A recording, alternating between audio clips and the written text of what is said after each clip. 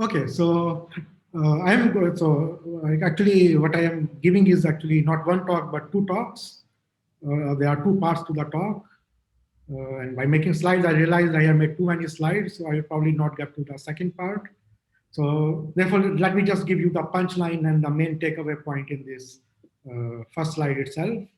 So what the picture that you see behind is what we predict for a signature in the CMB for axion-like particle, a light axion-like particle for maybe mass of 10 to the minus 14 gram electron volts. And this is a signature that you get from photon to axion conversion. So in my talk, I will not assume that although this conference is about dark matter, I will actually go take a more general approach. So I don't care whether axions and primordial black hole are dark matter or not. I just want to detect them. They may or may not form a significant fraction of dark matter. So the idea is that just the detection of any axion particle or any primordial black hole is a new fundamental exciting physics, irrespective of whether they are black hole or not, if they are dark matter or not. If they form dark matter, then that is added bonus. But just the detection of these exotic objects would be a great discovery. So the picture that you see is what you get if the axion-like particles, they undergo a resonant conversion in the galactic magnetic field. So the CMB photons get converted to axions, which means you don't need the axions to exist a priori. It's just the CMB photons which are disappearing. What this is a disappearing experiment, similar to, so this physics is similar to the neutron, what you see in neutrino oscillations in the MSW effect. So the photons, CMB photons are passing through the galactic magnetic field while coming to us. And in doing so, some of them can disappear and convert into an axion. So we will see a deficiency of CMB photons. And this deficiency will be correlated with the structure of the galactic magnetic field. So the structure, the pattern that you see on the sky, it will be a polarized pattern, and the intensity will be correlated with the how the magnetic field varies from point to point. So the magnetic field and the gives this kind of peculiar anisotropic signature. So it is anisotropic, it is polarized, and it is a spectral distortion. The plot that you see in the front of this picture, this is something that you will expect from primordial black holes. So primordial black holes, it turns out, when they're evaporating before recombination, they will leave unique spectral signatures in the CMB spectrum, which are very much different from any Y-type distortion or mu-type distortion that people have been studying so far. And these very unique spectral distortions, so these primordial black holes obviously have evaporated by now, so they will not be able to make dark matter today. On the other hand, these are very low mass black holes, which means, and they exist at very early times, so they have to be primordial. So if we see any such signature in the CMB spectrum, then we know that there is no doubt that this black hole is a primordial black hole. It cannot be formed through normal stellar collapse. So these are the two signatures, unique signatures of primordial black holes and axions that I will be talking about. So let us go on to the details. So first I will start with primordial black holes, and if I have some time, I will give you a few more details about this axion picture also. Okay, so this work has been done in collaboration with, the primordial black hole work is with Sandeep Kumar Acharya, who was my PhD student here at TIFR and is soon moving to Manchester for his first postdoc. The axion like particles work is done with Suhadeep Mukherjee, who was a postdoc in IIP. He's recently moved to Amsterdam, and Ben van Delt also at IIP Paris. Okay, so again, so as I said, we want to look for signatures of this new exotic physics in the CMB, irrespective of whether they form dark matter or not. If they make dark matter, it is a bonus, but just the discovery of these things will be actually a big discovery. Again, so I already said, so in particular, if you detect any primordial black hole, it is an anomaly of standard cosmological model, right? You will rule out immediately the simplest inflationary models because they have the scale invariant spectrum, and scale invariant spectrum, if you extrapolate from CMB, it cannot really produce any observable primordial black hole. So something non-standard or non-trivial has to happen during inflation, and it's an anomaly of And of course, if you detect a axion-like particle, you are detected a new particle. It is by definition new discovery of new fundamental physics. Again, so we are looking for anomalies of. So we have now a standard cosmological model to discover new physics. You want to look for anomalies or deviations from the standard cosmological model. If you see some features, the CMB power spectrum or CMB spectrum that does not fit the standard cosmological model, you have discovered new physics. Right. So in particular for the CMB spectrum, in standard model, we have prediction that we should have a Sonia-Zeldovich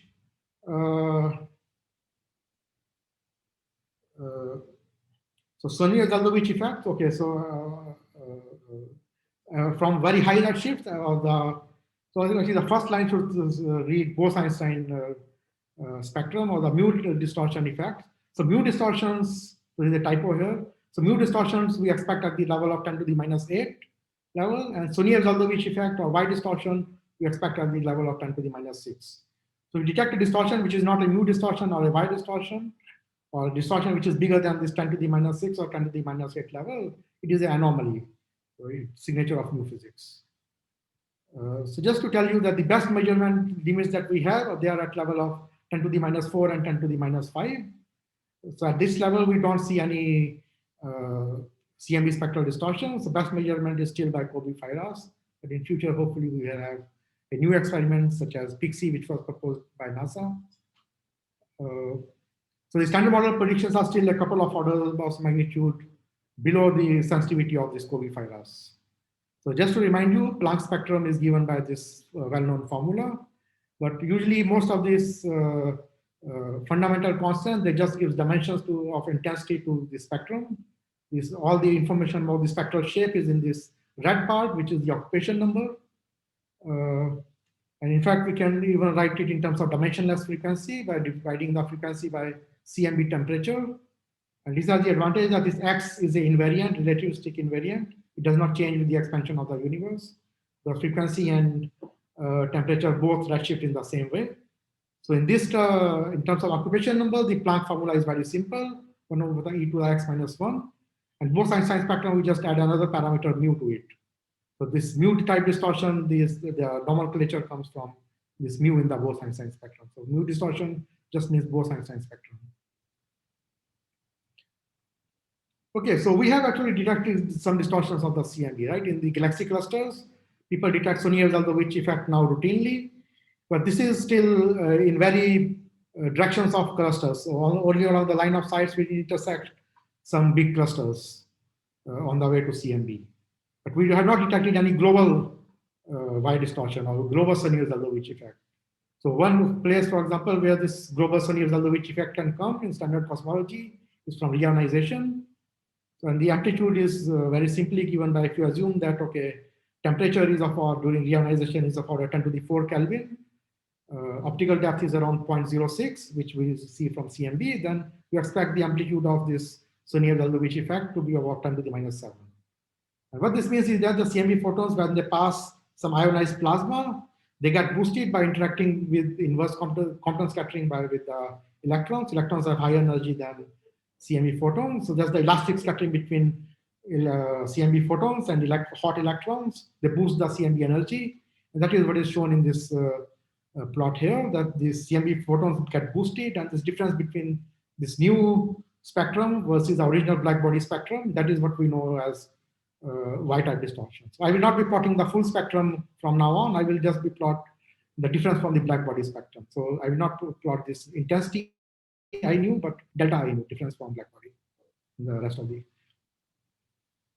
So what kind of spectrum with that? So this is actually this Sonia-Zeldovich effect is a solution in a very particular case when the efficiency of energy exchange between photons and electrons is very small.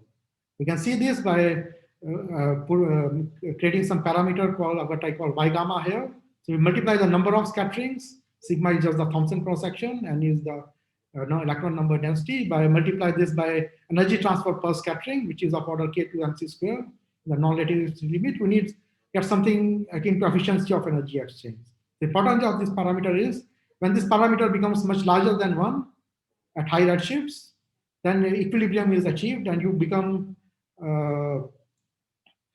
the spectrum reacts to a Bose-Einstein spectrum, which is mu-type distortion. At low redshift, the solution is actually given by the Sonier-Zeldovich effect or Y-type distortion.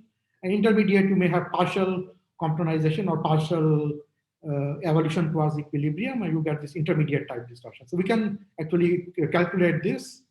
So this non-relativistic scattering is described by what is known as Companys equation. And we can solve this numerically, and we can see that as you increase this parameter Y gamma, so this is like the time parameter in this equation, or equivalent to a redshift also. There is a one-to-one correspondence between redshift and Y gamma. So as you increase Y gamma, you evolve towards this Bose-Einstein's equilibrium spectrum. So these are the Y spectrum, mu spectrum, and this intermediate type spectrum. So this was the story until a couple of years ago.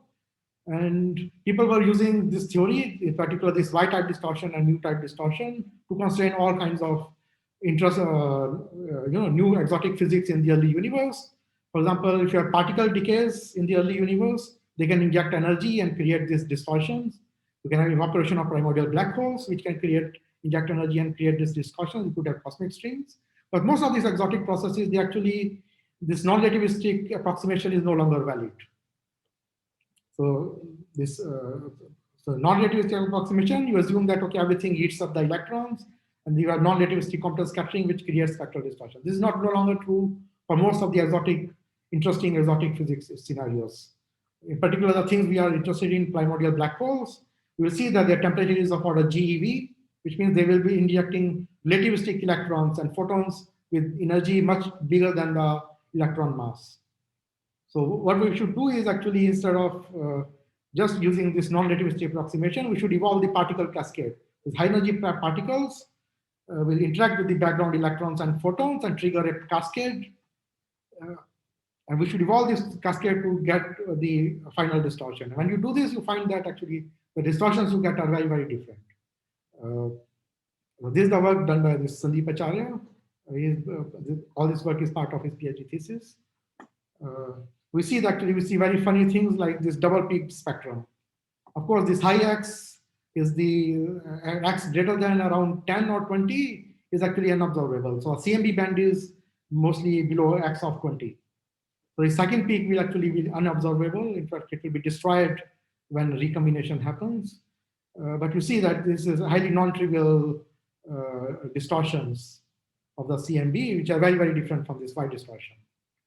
In particular, different black hole mass will have different temperature, and they will give, so these distortions are depending on the energy of the particles that you inject. So different masses of different primordial black holes with different masses will give different spectrums. So by looking at spectrum, you can actually even tell what kind of mass function of primordial black holes it is.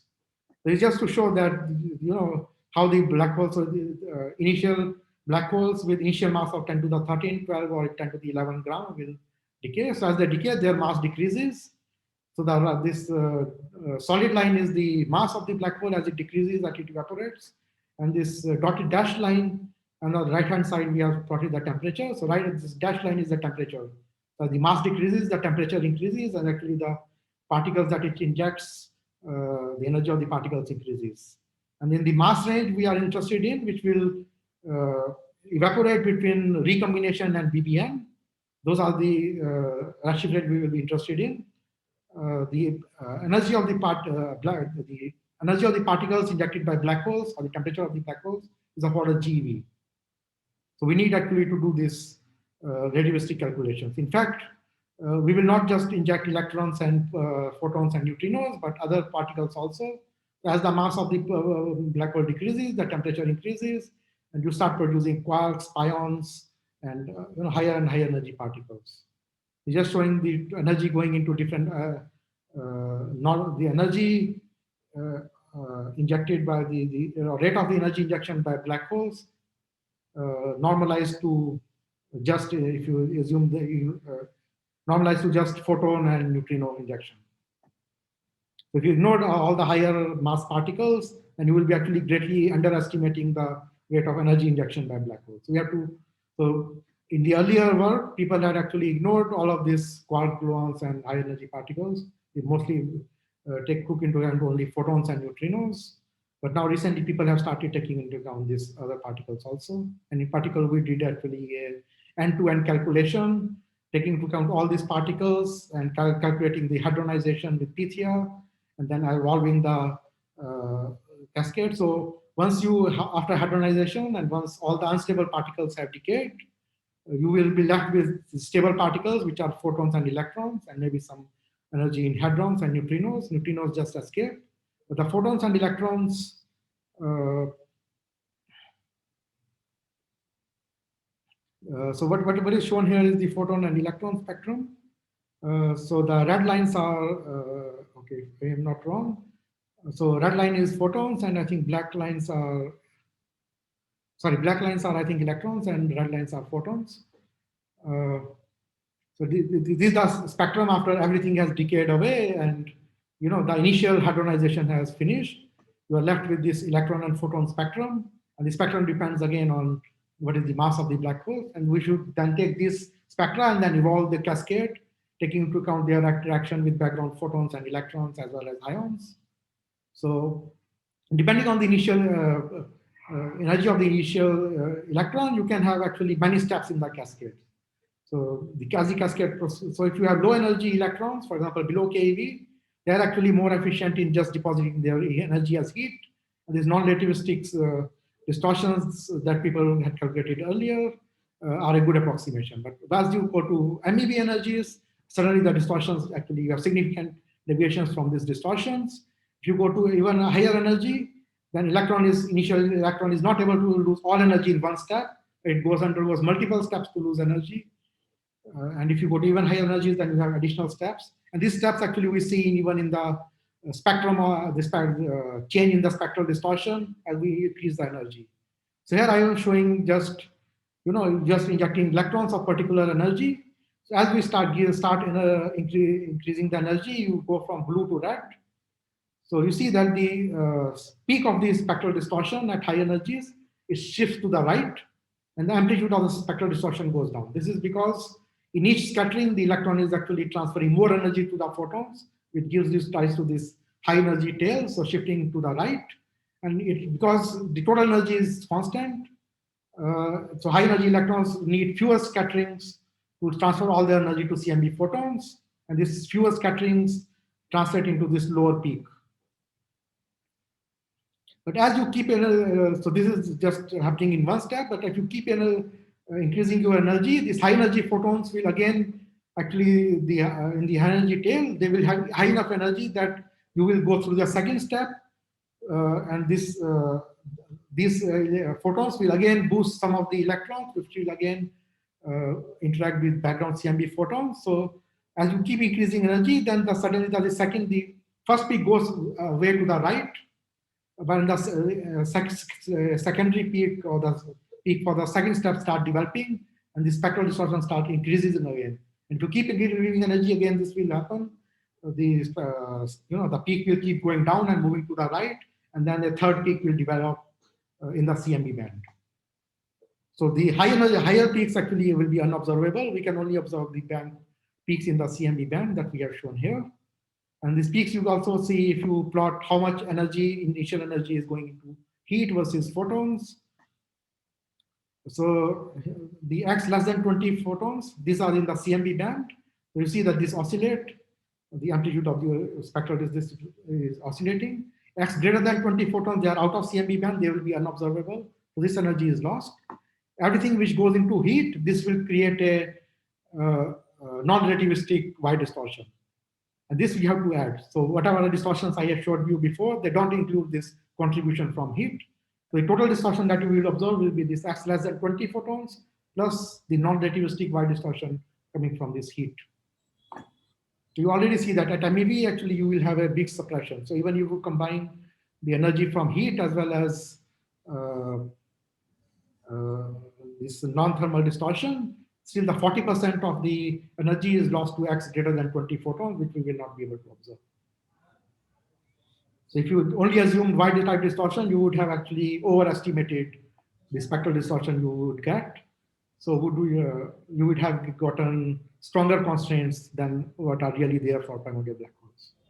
So when you eat, so I am now here plotting the total distortion that you expect from a 10 to the 13 gram black hole versus 10 to the 12 gram. And the bottom, I have shown a deviation from Y plus mu type distortion. If you try to fit to this spectrum, you see that there is a some 10%. You have 5 more minutes. Sorry?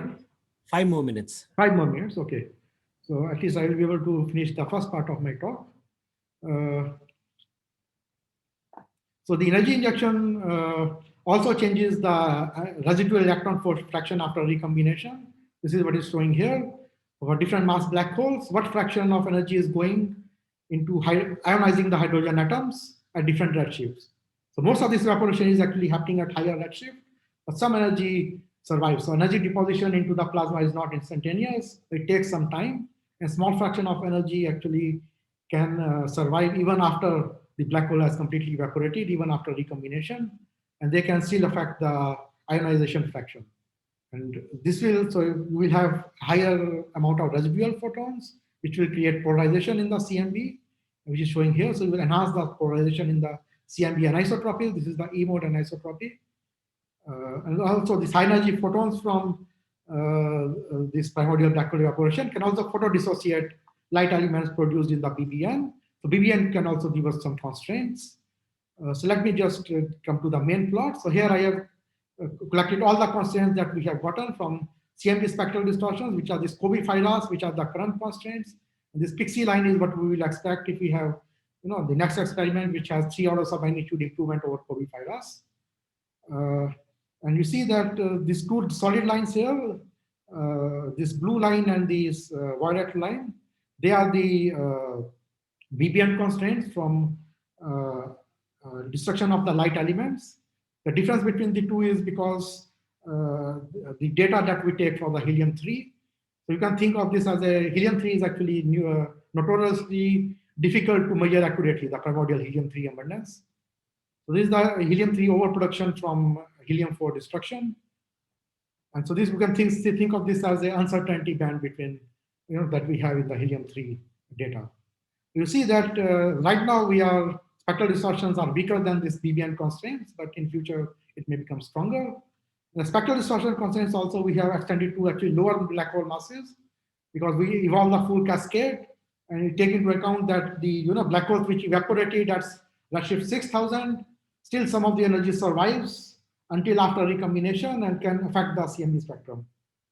So we have a weakening of constraints, but they are still much stronger than the BBN. So we have extended the constraints which had existed earlier, and there are also some other constraints. And of course, these are for monochromatic, but if you take some log formal distribution or some extended, then again, you can do a conversion from monochromatic to these using prescription given by Carr et al. Although prescription is not strictly valid, but is okay within 20-30%.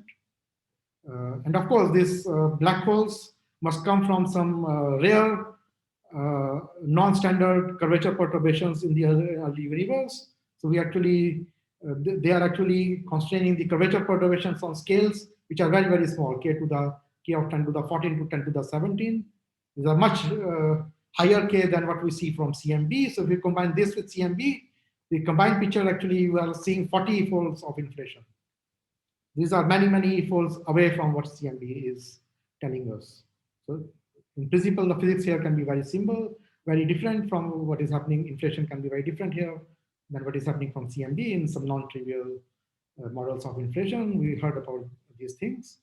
Okay, so maybe I have maybe 1 or 2 minutes to just quickly tell about a photon axion. So I think I will not go into detail of the physics, but just say that so we have seen this Lagrangian before, and the physics is actually same as. So the main thing for resonant conversion is that the photon in a medium has some effective mass. Does you have some refractive index, and this effective mass, when this becomes equal to the mass of the axion particle which might exist, then you may have resonant conversion. And the neutral hydrogen also contributes to this effective mass. So neutral hydrogen actually makes the mass imaginary, whereas free electrons make this mass real. So you need free electrons to have some resonance. And you have resonances in the early universe also. I will just quickly go through this. So this propagation of this axion photon oscillation, the physics is exactly the same as neutrino oscillations, which can be described by a oscillation angle or the mixing angle theta and some oscillation length. So if the electron density is changing on scales which is much larger than this oscillation length, you have adiabatic conversion. So you have these oscillations. You can have adiabatic conversion.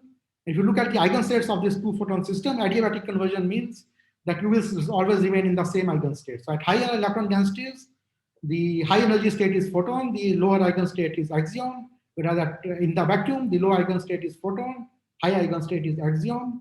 So adiabatic means you always remain in the this upper eigenstate, which means if you gradually go from high density to low density and pass a resonance, the photon will completely convert to axion. Which means that if this happens, then actually you rule out that part of the parameter space. So this will actually convert all the CMB photons into axions, which we don't see. But we don't see this complete disappearance of CMB photons. This was actually a claim made a few years ago, but this turns out to be wrong because this claim was made on the basis of non-adiabatic conversion. But actually, if you have non-adiabatic, then you always remain in this pass through this resonances non-adiabatically. You always remain on this photon lines. You will never have axion conversion. So you need a odd number of adiabatic resonances to convert. So this window is actually, that was claimed to be closed, is no longer closed. But we look at a simple model of Milky Way.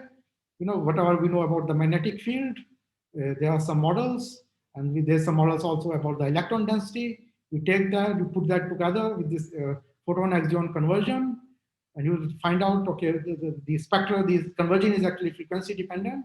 You calculate what kind of spectrum you will get. So polarized axion will give you this kind of spectral distortion, which is actually, unfortunately, very similar to CMB anisotropies. But you can also have unpolarized conversion or the non-resonant conversion if you have stochastic magnetic fields, and that has a very different spectral. So unpolarized distortion actually it can happen for any axion mass, whereas resonant conversion you need this axion mass and photon mass to coincide. So you will see for resonant conversion, you will see if for different axion masses, different patterns in the CMB sky. You will see an isotropy, the CMB photons have disappeared, and only one polarization would have disappeared. And which polarization disappears depends on the magnetic field in the galaxy. So the polarization parallel to the magnetic field disappears. This is because of the E dot B term in the Lagrangian.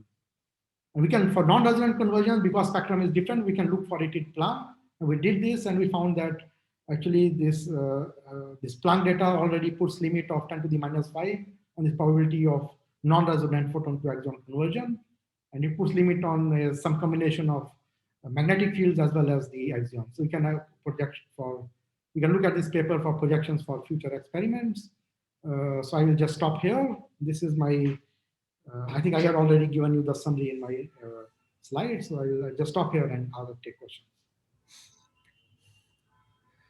So questions. So some people have asked questions in the chat. So please unmute your mic and ask the question. Kaushik Datta. Rishi, I think you answered it. I didn't get it initially. So this black hole evaporation is a continuous process, and it has a varied mass range. So therefore, this has been taken care in your analysis, correct? Yes. So you start with some initial black hole mass, and as it evaporates, its mass decreases, so its temperature increases. So you follow that increasing temperature. So the spectrum which is coming out will decrease until this almost all of the black hole is evaporated. So we take this into account. And also mass is distributed among some initial distribution, like as you mentioned. So most of the things I gave, most of the constants I showed were for monochromatic mass distribution, but okay. One plot I showed was with this. So okay, I got it. Thank you. Yeah. Thank you. So this plot is for monochromatic, whereas this plot is for this different distribution. Yes. Okay. Thank you. Normal distributions and flat distribution. So next question is Ajit Srivastava, and I'll read the question because he had difficulty unmuting his mic. No, I can unmute. Hello. Okay, please go on. Yeah, I've been able to unmute it. Right. Sure. Please go on. Ask your question. Yeah. So last stages of primordial black hole evaporation are very explosive, and that should induce flow in cosmic plasma. So what effect will be expected for CMB power spectrum for such a flow for PBH evaporating at surface of last scattering? Right, but I think the amount of energy that you will so most of the energy is going in the initial stages. So the last stages this will be, I think, minuscule amount of energy that you will. I think that those effects will be negligible. So the last stage is basically most of the black hole is evaporated. Only this minuscule amount of energy remains in the black hole. So the main effect is still coming from, dominant effect is still coming from this earlier stage. So by last Even stage, the flow effect will be negligible, you think? Even the flow. very last stage we can neglect, I think. Okay. Thank you. So the next question is Debajyoti. So please unmute your mic and ask the question. Shri Debajyoti has said to read it out the questions. Maybe- Okay. Yeah. So he says, I miss this. When you talk of quarks being ejected and then getting hardenized using Pythia, what kind of energies, temperatures are being talked about? Yeah, so the temperature energy of, so these are quark gluon jets, and the energy will depend on the black hole mass and black hole temperature, right? So this is the same calculation that PTR does, for example, for colliders, where you have proton-proton collisions and quark gluon jets come out. The same thing is happening here. So the quark gluon jets, and the mass of the black hole is above around 300 MeV, which is this kinematic mass of quarks. You will have quark gluon jets, and the spectrum will depend on the mass. People have calculated this, what kind of spectrum you get. It is a modified black body spectrum. And then you give this spectrum, the initial spectrum, to the PTR, and PTR then calculates the hadronization and then the particles which come out. And I mean, he has continued his question. He says, what Pythia does not work well at low energy. So what are typical energies? right, so this is, I think, so at low energy anyway, quark gluon contribution will be small. So usually the contribution becomes significant only when the temperature is higher than the mass. The temperature is much higher than the mass of the quark gluons. But we are just using PTR results, so we do not really go into. We assume that what PTR is giving is correct. We do not really go into the small inaccuracies that PTR may have. We really look into that detail. But I assume this effect will be small because their contribution is important only when mass is much bigger than the quark mass, and so the quark jets coming out are relativistic. Yeah, he has asked a question about pion emission. If you want to make a comment on that. Yeah, so pion emission also. So above the pion mass, you are having pion emission again. And pion emission is simple, right? So there is no hadronization, there is no PTR we have to use. So you have some pion spectrum that you can calculate that will come out of black holes, and pions just decay. Okay, so maybe we have time for one more question, one more short question. Okay, if there are no further questions, then let's move to the next speaker.